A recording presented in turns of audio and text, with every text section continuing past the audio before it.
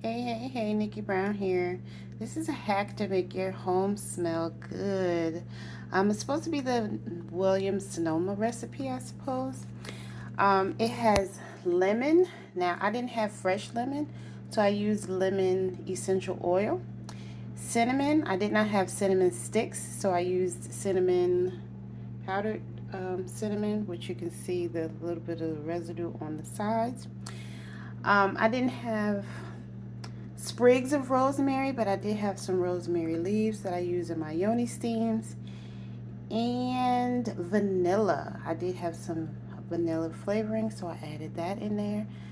And I haven't even been boiling it very long, and it smells so yummy.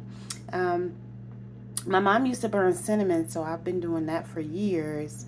But adding the lemon and the rosemary and the vanilla, oh my goodness, it smells delightful. So I just wanted to share that with you. Hope that helps. Love y'all. Later.